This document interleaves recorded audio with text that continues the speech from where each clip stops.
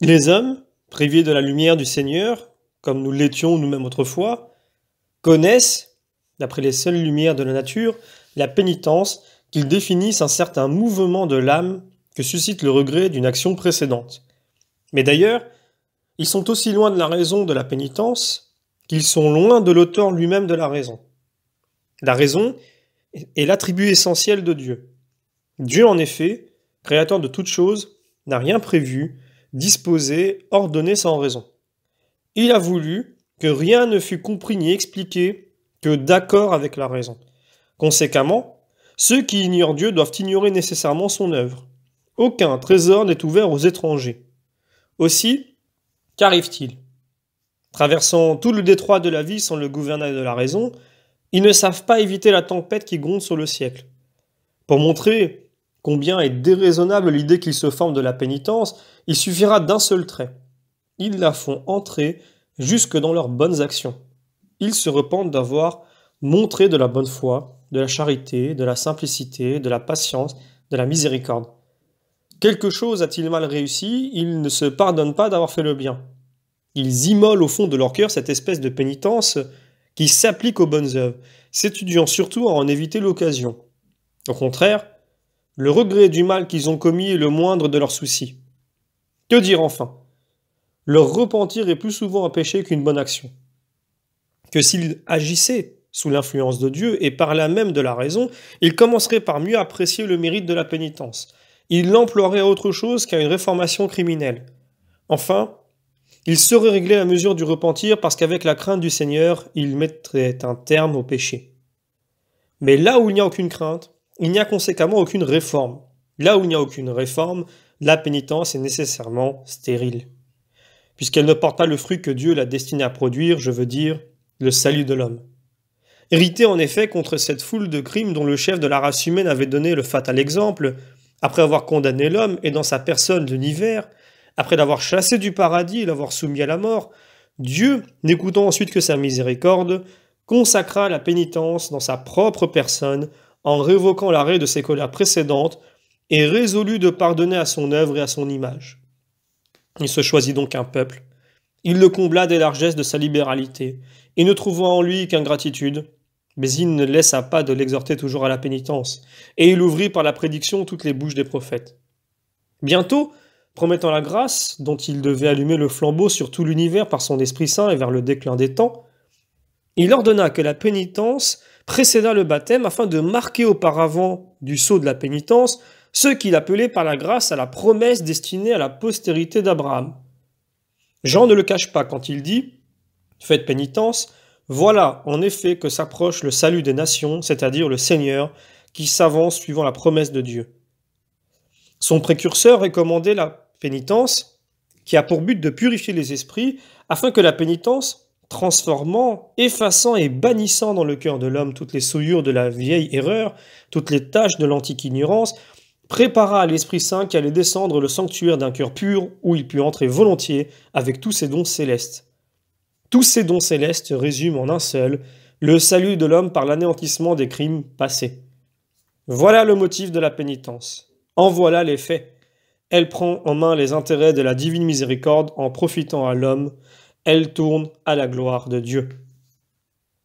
Au reste, la règle de la pénitence que nous connaissons en même temps que le Seigneur est assujettie à des formules certaines, afin que nous ne jetions pas une main violente, pour ainsi dire, sur nos bonnes actions ou nos bonnes pensées.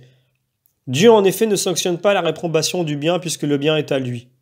Puisqu'il en est l'auteur et le défenseur, il faut nécessairement qu'il l'agrée, et s'il l'agrée, qu'il le récompense. Que nous importe l'ingratitude des hommes, si elle force de se repentir du bien que l'on a fait? Que nous importe encore la reconnaissance si elle est un encouragement et un motif dans le bien que l'on fait? Toutes deux sont terrestres, périssables. Gagne-t-on beaucoup à obliger celui qui est reconnaissant? Perd-on beaucoup à obliger un ingrat? La bonne action a Dieu pour débiteur, de même que la mauvaise parce que le juge est le rémunérateur souverain. Or, puisque Dieu est le juge qui prononce dans les intérêts de la justice qui lui est chère, qu'il doit défendre et protéger, puisque ses jugements sont la sanction dernière de toute sa loi, faut-il douter que Dieu n'exerce sa justice sur le principe de notre pénitence, de même que sur l'universalité de nos actes? Notre pénitence ne sera donc méritoire qu'autant qu'elle s'appliquera à nos péchés réels. Or, le péché, c'est le mal. Personne ne pêche en faisant le bien. S'il n'a pas péché, pourquoi envahir la pénitence? Qui est le propre de ceux qui ont péché? Pourquoi imposer à sa bonté le caractère de la malice? Qu'arrive-t-il de là, quand on se repent là où il n'est pas besoin? On néglige de se repentir là où il le faut. Dans quelles circonstances la pénitence est-elle juste et légitime, c'est-à-dire dans les actions réputées criminelles? Le lieu demande cette explication, mais elle peut sembler oiseuse.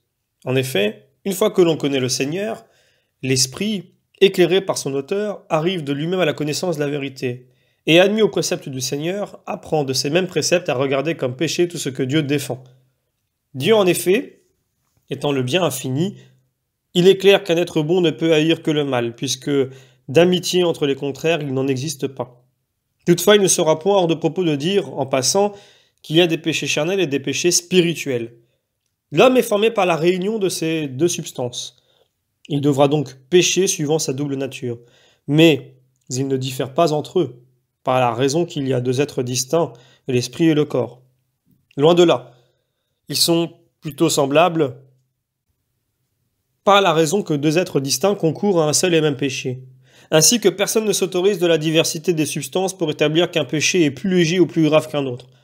La chair et l'esprit appartiennent au même Dieu. L'une fut pétrie par sa main et l'autre créée par son souffle.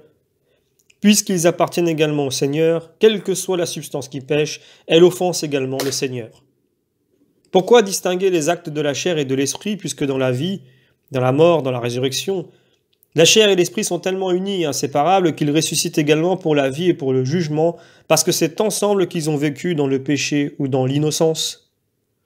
Nous avons établi ces principes afin de faire bien comprendre que s'il y a eu péché, la nécessité de la pénitence n'est pas moindre pour une substance que pour l'autre. Leur crime est commun, leur juge est le même, c'est-à-dire Dieu. Il faut donc aussi que le remède de la pénitence soit le même. On nomme les péchés, les uns corporels, les autres spirituels, parce que tout péché se commet par action ou par pensée. Pour qu'il soit corporel, il faut qu'il y ait eu action, parce que le feu peut être vu et touché à la manière d'un corps. Le péché spirituel, c'est celui qui réside dans l'esprit, parce qu'un esprit ne peut être ni vu ni saisi. Il est démontré par là qu'il faut éviter et purifier par la pénitence non seulement les actions criminelles, mais encore les prévarications de la volonté. Si en effet, la faiblesse de l'homme ne juge que le fait extérieur parce qu'elle ne peut descendre dans les ténèbres de la volonté, nous ne devons pas en conclure que nous pouvons, sous l'œil de Dieu, nous endormir sur les crimes de la volonté. Dieu suffit à tout. Rien de ce qui peut l'offenser n'est éloigné de sa présence. Puisqu'il connaît tout, il en tient nécessairement compte pour prononcer son jugement. Il ne peut ni dissimuler ni mentir à sa propre science. Quoi donc? La volonté n'est-elle pas à l'origine de l'acte? Que quelques-uns puissent être imputés au hasard, à la nécessité ou à l'ignorance, qu'importe. Après ces exceptions, les autres naissent de la volonté. Puisque la volonté est la source du mal, la faculté qui a eu la part principale dans la faute, ne sera-t-elle pas punie d'autant plus justement qu'elle n'est pas même mise hors de cause quand un obstacle entrave son exécution, car elle est responsable d'elle-même vis-à-vis d'elle-même. Cette impuissance d'exécution ne pourra lui servir d'excuse, elle a fait tout ce qui était en elle. D'ailleurs, comment le Seigneur nous prouve-t-il qu'il ajoute à la loi ancienne, sinon en interdisant les prévarications de la volonté? Il appelle adultère non pas seulement celui qui a violé la sainteté du mariage, mais celui qui l'a profané par la convoitise du regard. Tant il est vrai que l'esprit, pour n'avoir pas vaincu l'obstacle qui l'empêche d'agir, n'en est pas moins coupable et qu'il a réalisé l'acte au fond de sa volonté. Puisque telle est la puissance de la volonté, pourquoi dès lors qu'elle a joué intérieurement d'elle-même ne serait-elle pas regardée comme une action? Elle sera donc punie comme une action. C'est d'une folie que de dire « j'ai voulu mais je n'ai pas exécuté ». Que dis-je? Tu dois consommer l'acte puisque tu le veux, ou ne pas le vouloir puisque tu ne le consommes pas. Mais voilà plus, tu te condamnes toi-même par l'aveu de la conscience, car si tu désirais le bien, tu t'efforcerais de l'accomplir. Or, tu n'accomplis pas le mal, donc tu ne devais pas le désirer. De quel côté que tu te tournes, tu es coupable ou d'avoir voulu le mal, ou de n'avoir pas accompli le bien. Ainsi, le Dieu qui a promis le jugement et le supplice à tous les péchés qu'ils fussent commis par la chair ou par l'esprit, par l'action ou par volonté, a garanti aussi le pardon par la pénitence quand il dit au peuple « Fais pénitence et je te sauverai ». Et ailleurs, « Je suis le Dieu vivant, j'aime mieux la pénitence que la mort ». La pénitence est donc la vie puisqu'elle est mise en opposition avec la mort. Pécheur semblable à moi, ou plutôt inférieur à moi, car je confesse ma supériorité dans le péché, saisit, embrasse la pénitence comme un naufragé s'empare de la planche qui doit le sauver. Elle t'aidera à sortir des flots de la prévarication qui t'engloutissent et te conduira dans le port de la divine miséricorde. Saisis l'occasion d'un bonheur inattendu afin que celui qui, tout à l'heure, n'était devant Dieu qu'une goutte d'eau, qu'un grain de sable, qu'un vase d'argile, devienne cet arbre qui est planté le long des eaux, qui se couvre de feuilles, qui porte des fruits dans son temps, et qui ne verra un jour ni le feu ni la hache. Repens-toi de tes erreurs puisque tu as trouvé la vérité. Repens-toi d'avoir aimé ce que Dieu n'aime pas, puisque nous-mêmes, nous ne permettons pas aux plus humbles de nos serviteurs d'aimer ce qui nous déplaît. La ressemblance des inclinations est en effet la garantie de l'obéissance. S'il fallait énumérer les avantages de la pénitence, il fournirait la matière d'un long discours. Pour nous, notre faiblesse nous enferme dans ce point unique. Ce que Dieu ordonne ne peut être que bon et très bon. Il y aurait une insolente témérité à mettre en question si ce que Dieu commande est bon. Car c'est moins par l'utilité de la chose que nous devons nous y soumettre que parce que l'ordre vient de Dieu. La majesté de la puissance divine, voilà ma première raison pour obéir. L'autorité du maître passe avant l'utilité du serviteur. La pénitence, est-elle bonne ou non? Pourquoi délibères-tu? Dieu l'ordonne. Que dis-je, il l'ordonne? Il nous y engage. Il nous y invite par la promesse de la récompense et du salut. Quand il jure par ces termes, « Moi, le Dieu vivant », il veut que nous croyions à sa parole. Bienheureux, certes, que Dieu jure par l'amour de nous, mais bien malheureux aussi si nous n'ajoutons pas foi à Dieu, même lorsqu'il jure. Il suit de là que nous devons embrasser et conserver avec fermeté d'âme ce que Dieu recommande avec tant d'instance et ce qu'il atteste avec serment à la manière des hommes, afin que, demeurant inviolablement dans les promesses de la grâce divine, nous puissions demeurer aussi dans ses fruits et ses avantages. En effet, je déclare qu'une fois connue et embrassée par nous, cette pénitence qui, nous ayant été montrée et ordonnée par la miséricorde de Dieu, nous rétablit dans son amitié, ne peut plus désormais être brisée par la réitération du péché. Dès lors, tu ne peux plus prétexter l'ignorance quand, après avoir connu le Seigneur et embrassé ses préceptes, après avoir expié tes fautes par la pénitence, tu retournes au péché. Ainsi, plus tu échappes à l'ignorance, plus tu restes enlacé dans l'accusation de révolte.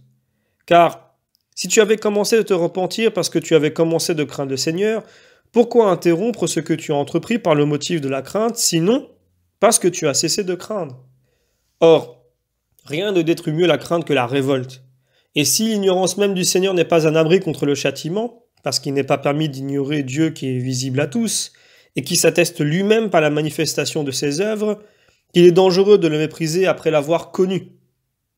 Or, il le méprise, celui qui, ayant obtenu de lui le discernement du bien et du mal, foule aux pieds son discernement, c'est-à-dire le don de Dieu, en revenant à ce qu'il sait qu'il faut fuir, à ce qu'il a déjà fui lui-même. Il repousse le donateur quand il dédaigne le don, il répudie le bienfait lorsqu'il cesse d'honorer le bienfaiteur. Comment Dieu peut-il lui plaire puisque les dons de Dieu lui déplaisent? De là vient qu'il est non seulement coupable de révolte contre Dieu, mais d'ingratitude.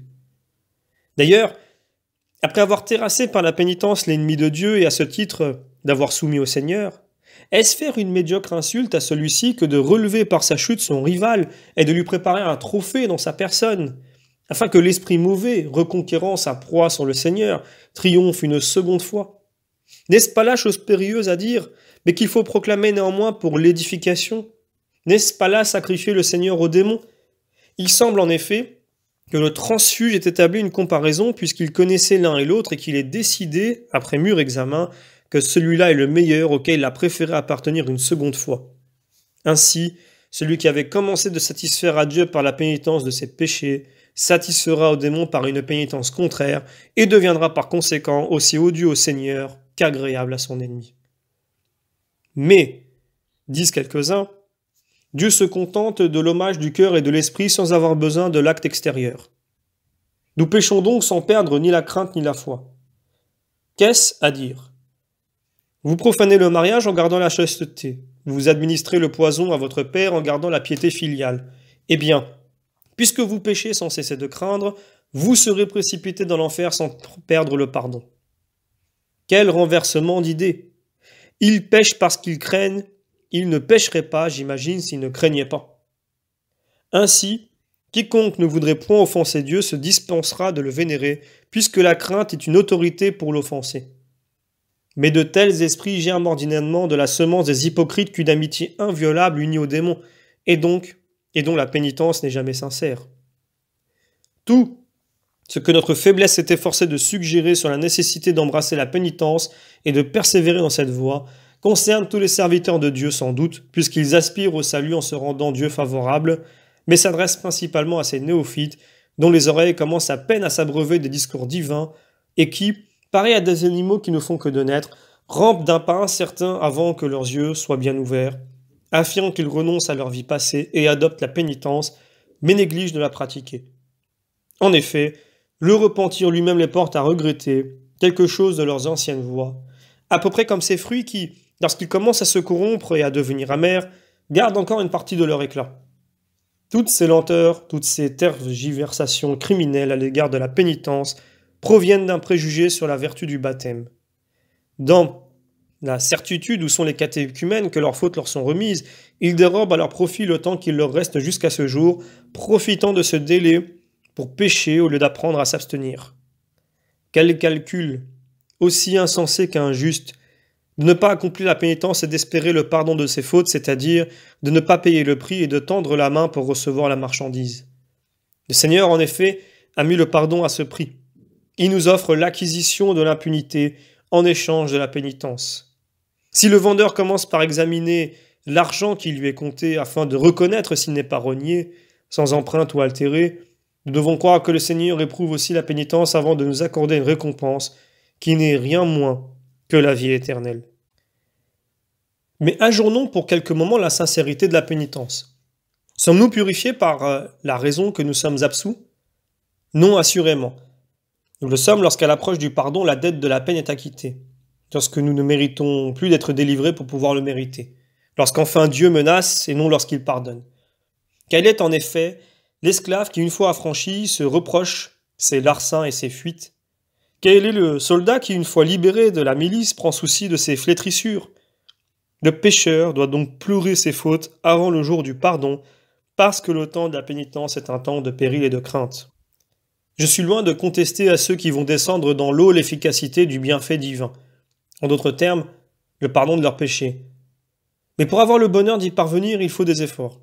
En effet, ô homme d'un repentir si peu sincère, quelle main oserait te prêter une seule goutte de l'eau, quelle qu'elle soit? Sans doute il est facile d'approcher furtivement et de tromper par tes serments celui qui est préposé à ce ministère. Mais Dieu lui-même veille sur son trésor et ne permet pas que des sujets indignes se glissent jusqu'à lui. D'ailleurs, pourquoi, dit-il, il n'y a rien de si secret qui ne soit révélé? De quelque ténèbres que tu recouvres tes actions, Dieu est lumière. D'autres raisonnent ainsi. Dieu a promis, il est donc obligé d'accorder, même à ceux qui ne le méritent pas. Ils font de la générosité de Dieu une servitude. Si c'est par nécessité qu'il brise pour nous le contrat de la mort, c'est donc malgré lui qu'il le fait. Car qui laisse subsister une chose qu'il accorda malgré lui? Mais, dira-t-on, bien des hommes ne retentent-ils pas après le baptême? N'en est-il pas un grand nombre qui sont dépouillés de ce bienfait? Sans doute, ce sont ceux qui se glissent furtivement, ceux qui, se confiant dans leur prétendue pénitence, ont bâti sur le sable une maison qui devait couler. Ainsi, parce qu'un homme est admis au noviciat des auditeurs, qu'il n'aille pas se flatter de l'espoir qui lui est encore permis de pécher. Dès que tu connais Dieu, il faut le craindre. Dès que tu le contemples, il faut le révérer. D'ailleurs, à quoi te servirait de le connaître si tu marches dans les mêmes voies qu'au jour de ton ignorance? Quelle différence y a-t-il entre toi et un parfait serviteur de Dieu? Y a-t-il un Christ pour ceux qui sont baptisés et un Christ pour les auditeurs? Y a-t-il deux craintes, deux espérances, deux craintes de jugement, deux nécessités de la pénitence? Le bain régénérateur est le sceau de la foi. Cette foi commence et se recommande par la sincérité de la pénitence. Nous ne sommes pas lavés pour que nous cessions de pécher, mais parce que nous avons cessé et que nous sommes déjà lavés au fond du cœur. Voilà le premier baptême de l'auditeur. une crainte entière, puis du moment qu'on s'approche du Seigneur, une foi pure et une conscience qui a embrassé une bonne fois la pénitence. D'ailleurs, si nous ne cessons de pécher qu'au sortir de l'eau baptismale, c'est par nécessité et non par choix que nous revêtons l'innocence. Or, de quel des deux a quelque mérite à être vertueux? De celui qui ne peut pas être criminel ou de celui qui ne le veut pas? De celui auquel il est enjoint de s'abstenir ou de celui qui s'abstient volontairement? Eh bien, ne détournons nos mains du larcin qu'autant que la solidité des barrières s'y refuse. N'interdisons à nos yeux les regards de la concupiscence qu'autant que nous serons arrêtés dans l'adultère par des gardiens vigilants, s'il est vrai que nul de ceux qui se donnent à Dieu ne doivent renoncer au péché que liés par les engagements du baptême. Quiconque a ses sentiments, une fois baptisé, doit plus s'attrister, si je ne me trompe, d'avoir répudié le péché, que se réjouir d'y avoir échappé. Les auditeurs doivent donc désirer le baptême, mais non le précipiter. Qui le désire l'honore, qui le précipite n'est qu'un orgueilleux. Dans le premier, c'est respect, dans le second, irrévérence. Celui qui s'impose des efforts, celui-là se livre à la négligence. Celui-ci aspire à mériter, celui-là réclame l'acquittement d'une dette, celui-ci reçoit, celui-là envahit. Lequel, à ton avis, est le plus digne de cette grâce, sinon le mieux corrigé? Le mieux corrigé, sinon le plus réservé. Par conséquent, celui qui a fait une pénitence véritable. En effet, il a craint de pécher par la crainte de ne pas recevoir. Au contraire, cet autre orgueilleux qui se promettait le bienfait comme l'acquittement d'une dette n'a pas pu craindre dans sa folle sécurité. Par conséquent, il n'a pas rempli les conditions de la pénitence, puisqu'il n'a pas eu la crainte, qui est l'instrument de la pénitence. La présomption est une partie de l'impudeur. Elle enfle celui qui demande, elle méprise celui qui donne. Souvent même elle le trompe. En effet, elle sollicite comme un droit avant d'avoir mérité, moyen infaillible d'offenser le maître du bienfait. Ô Jésus-Christ, mon Seigneur, accorde à tes serviteurs la faveur de connaître ou d'apprendre de ma bouche la règle de la pénitence, en ce sens qu'il est défendu aux catéchumènes eux-mêmes de pécher. Autrement, ils ne comprendront jamais rien de la pénitence, jamais ils ne la désireront. Il me répugne de mentionner ici la seconde pour mieux dire la dernière espérance, de peur qu'en traitant de la ressource du repentir, je ne semble ouvrir une carrière au péché. À Dieu ne plaise que l'on interprète assez mal ma pensée pour s'imaginer que la faculté de se repentir soit la faculté de pécher encore et que la surabondance de la miséricorde céleste soit une ouverture à l'insolence de la témérité humaine. Ainsi, que personne ne soit plus criminel parce que Dieu est plus clément, autant de fois pécheur qu'il est de fois pardonné. Apparemment, il pourra toujours échapper à Dieu, celui qui ne pourra pas même toujours pécher. Nous avons échappé une fois, jetons-nous de gaieté de cœur dans le péril sous le prétexte que nous y échapperons encore une fois. Vois la plupart de ceux qu'a épargné le naufrage. Ils font divorce avec la mer et le navire et honorent le bienfait de Dieu. Je veux dire leur salut par la mémoire du péril. Je loue leur crainte, j'aime leur défiance. Ils ne veulent pas importuner la miséricorde divine par de nouvelles demandes. Ils tremblent de hasarder ce qu'ils ont déjà obtenu. Ils évitent de courir une seconde fois les risques d'un événement qu'ils ont déjà pris à redouter. L'homme qui craint le Seigneur l'honore. Mais notre opiniâtre ennemi ne s'endort jamais dans sa malice. Que dis-je? Il redouble surtout de fureur quand il voit l'homme échapper à ses liens. Plus nos passions s'éteignent, plus sa haine s'enflamme. Il faut bien qu'il s'afflige et qu'il se désespère en voyant que, par le pardon accordé au péché, tant d'œuvres de mort sont détruites dans l'homme et tant de titres de condamnation annulés. Il s'afflige à la pensée que ce pécheur, devenu le serviteur de Jésus-Christ, le jugera lui et ses anges. En conséquence, il l'épie, il l'attaque, il l'obsède. Il essaie par tous les moyens possibles, tantôt de frapper ses regards par la concupiscence de la chair, tantôt d'envelopper son âme dans les liens des affections mondaines, tantôt d'ébranler sa foi par la crainte de la puissance terrestre, tantôt de le détourner du droit chemin par des doctrines perverses, scandales, tentations, rien ne lui manque. Dieu donc, prévoyant tous ces stratagèmes, après avoir fermé, il est vrai, la porte du pardon, en fermant la porte du baptême, a ouvert aux pécheurs un dernier refuge. Il a placé à l'entrée du vestibule la seconde pénitence afin qu'elle s'ouvre à ceux qui frappent, mais pour une fois seulement parce que c'est déjà la seconde, mais davantage jamais parce que la précédente a été vaine. Peux-tu dire en effet qu'une fois ne suffise pas? Tu recueilles ce que tu méritais puisque tu as perdu ce que tu avais reçu. Si l'indulgence de Dieu te rend ce que tu avais perdu, sois au moins reconnaissant d'un bienfait répété, ou, pour mieux dire, d'un bienfait plus grand, car rendre c'est plus que donner. Parce qu'il est plus malheureux pour l'homme d'avoir perdu que de n'avoir jamais rien obtenu.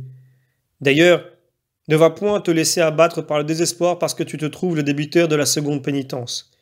Rougis d'avoir péché une seconde fois, mais ne rougis pas de te repentir, rougir d'avoir succombé une seconde fois, mais non de te relever de nouveau. Point de fausse honte à de nouvelles blessures, il faut de nouveaux remèdes.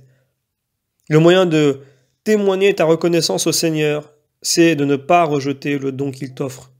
Tu l'as offensé, oui sans doute, mais tu peux te réconcilier avec lui. Tu sais à qui il faut satisfaire et qui est prêt à recevoir ta satisfaction. Si tu en doutes, parcours ce que l'Esprit Saint mande aux églises.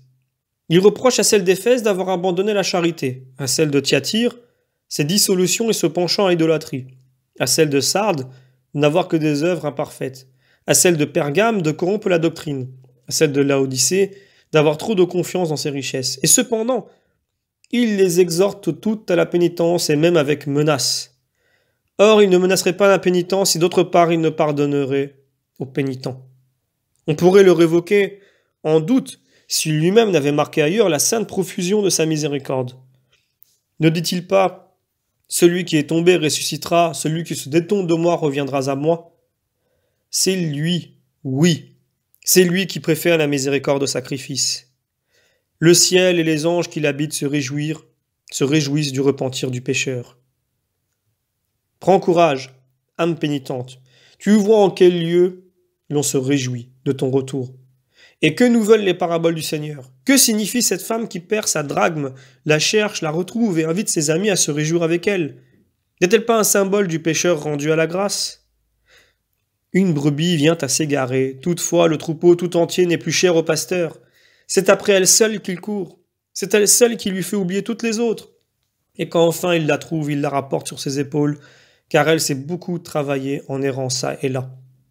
Passerai-je sous silence ce Père miséricordieux qui rappelle l'enfant prodigue, l'accueille avec tant de joie lorsque l'indigence l'a conduit au repentir, immole le veau gras et célèbre son bonheur par un banquet de réjouissance? Et pourquoi non? Il a recouvré le fils qu'il avait perdu. Le fils qu'il a gagné de la sorte lui est devenu plus cher encore. De quel père s'agit-il sous cet emblème? De Dieu. Personne n'est aussi père que lui. Personne n'est aussi miséricordieux. Tu es son fils, tu as beau avoir dissipé ce que tu as reçu de lui. Tu as beau revenir pauvre et nu, il te recevra, par là même que tu es revenu à lui. Que dis-je? Ton retour lui donnera plus de joie que toute la fidélité des autres, mais à quelles conditions? Si tu te repens du fond de l'âme, si tu compares ta faim avec l'abondance des serviteurs de ton Père, si tu abandonnes les pourceaux, troupe immonde, si tu retournes vers ton Père, quelque courroucé qu'il soit, si tu lui dis « Mon Père, j'ai péché, je ne mérite plus d'être appelé votre fils », on se soulage du poids de ses péchés en le confessant, autant qu'on les aggrave en les dissimulant. La confession est un commencement de satisfaction, la dissimulation, un acte de révolte. Plus cette seconde et dernière pénitence est nécessaire, plus la preuve en doit être laborieuse, de sorte qu'elle ne réside pas seulement au fond de la conscience, mais qu'il lui faut encore quelques manifestations extérieures. Cet acte, que nous nommons le plus ordinairement par un mot grec, c'est l'exémologèse, en vertu de laquelle nous confessons au Seigneur notre péché, non pas qu'il l'ignore, mais parce que la confession dispose à la satisfaction, que la pénitence naît de la confession et que la pénitence apaise la colère de Dieu. L'exhomologèse est donc un exercice qui a pour but d'humilier l'homme et de l'anéantir en lui imposant une conduite qui attire la miséricorde, en réglant son extérieur et sa table, en le courbant sous le sac et la cendre, en lui apprenant à couvrir son corps de poussière et à plonger son âme dans la douleur, en convertissant en moyen de pénitente tout ce qui fut l'instrument du péché. D'ailleurs, elle ne connaît du boire et du manger que ce qu'il faut pour soutenir la vie et non pour flatter le ventre. Elle nourrit la prière par le jeûne, elle gémit, elle pleure, elle crie le jour et la nuit au Seigneur son Dieu. Elle se roule aux pieds des prêtres, elle s'agenouille devant ceux qui sont chers à Dieu. Elle sollicite les prières de tous les frères afin qu'ils soient ses mandataires auprès de Dieu. Voilà ce que fait l'exhomologèse pour donner plus de prix à la pénitence, pour honorer le Seigneur par la crainte du péril, pour que, prononçant elle-même contre le pécheur, elle se substitue à l'indignation divine, enfin pour l'éviter. Que dis-je? Pour acquitter la dette des supplices éternels par les afflictions qu'elle s'impose dans le temps. Ainsi, en abattant l'homme, elle le relève. En le souillant de poussière, elle le purifie. En l'accusant, elle le justifie. En le condamnant, elle l'absout. Crois-moi, moins tu te pardonneras à toi-même, plus Dieu te pardonnera. La plupart, cependant, reculent devant la pénitence comme devant une déclaration qui les affiche en public. On bien la remettre de jour en jour, plus docile, si je ne me trompe, à la voix de la honte qu'à celle du salut. À peu près comme ces malades qui, rougissant de découvrir à l'œil du médecin leurs plaies secrètes, meurent dans leur fausse honte. Quoi? Il sera intolérable à la honte de satisfaire à un Dieu que l'on a offensé et d'être rendu au salut que l'on a dissipé? Belle excuse que ta honte, en vérité. Tu marchais dans le crime tête levée. Tu n'oses courber ta tête pour conjurer l'orage. Pour moi, je n'écoule point la honte quand il m'est plus avantageux de la fouler aux pieds.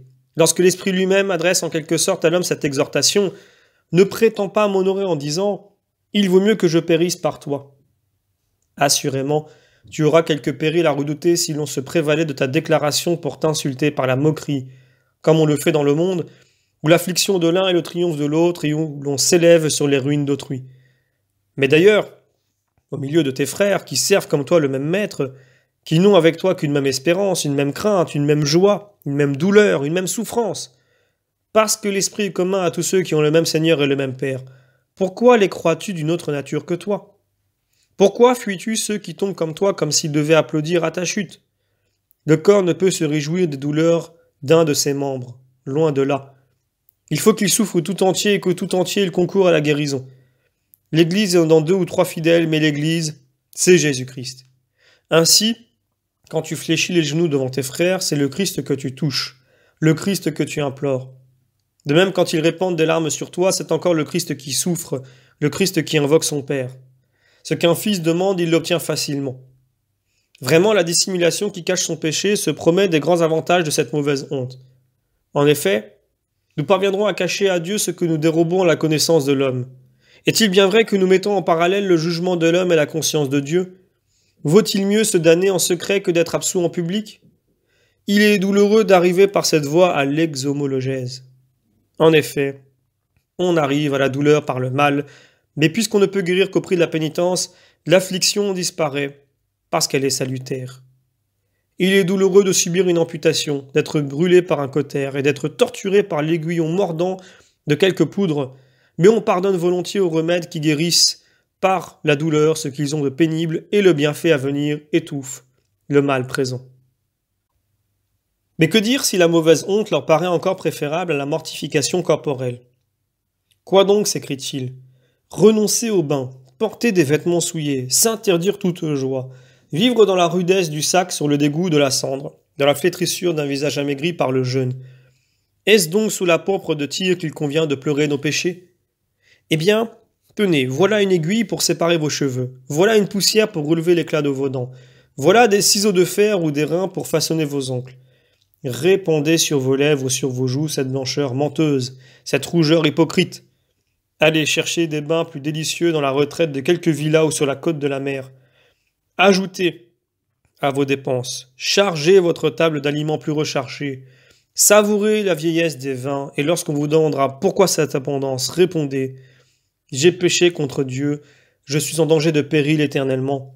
Voilà pourquoi je m'épuise en recherche, en mortification, en douleur, pour me rendre propice le Dieu que j'ai offensé par mes prévarications. » Mais quoi? Ceux qui intriguent pour obtenir des magistratures n'éprouvent ni honte ni répugnance à braver les fatigues de l'âme et du corps. Que parlais-je de fatigue? Ils s'endurcissent aux affronts pour arriver au succès de leurs vœux. À quels vêtements grossiers ne descendent-ils pas? Combien de portes ne fatiguent-ils pas soir et matin par leurs salutations intéressées? Pas un personnage considérable devant lequel ils ne rampent et ne disparaissent. Pour eux, plus de banquets, plus de réunions de plaisir. Ils s'interdisent à toute liberté, toute joie. Pourquoi tant de privations? Pourquoi acheter une satisfaction qui s'envolera avec l'année?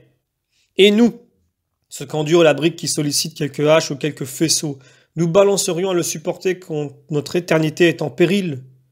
Nous hésiterions à réprimer le faste de notre table et de nos vêtements quand nous avons offensé le Seigneur, tandis que les païens s'imposent ces sacrifices sans avoir offensé personne. Les voilà, bien, ceux dont l'Écriture a dit « Malheur à ceux qui lient leurs péchés avec une longue corde ». L'exhémologèse te fait peur.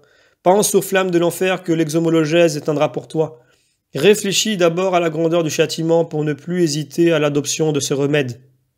Quelle idée devons-nous nous faire de la profondeur de ce feu éternel lorsque quelques-uns de ces soupiraux lancent de tels tourbillons de flammes qu'ils engloutissent les villes voisines ou menacent prochainement celles qui sont encore debout. Les plus hautes montagnes sont déchirées par l'enfantement de ce feu intérieur, et ce qui nous prouve l'éternité de jugement, c'est que ces montagnes toutes déchirées, toutes dévorées qu'elles sont par les flammes, n'en subsistent pas moins. Qui ne verrait dans le supplice de ces montagnes l'image du jugement qui nous menace?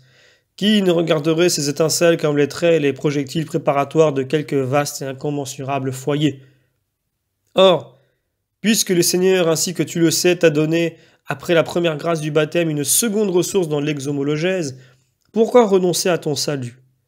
Pourquoi cesses-tu d'embrasser le remède qui te guérira infailliblement?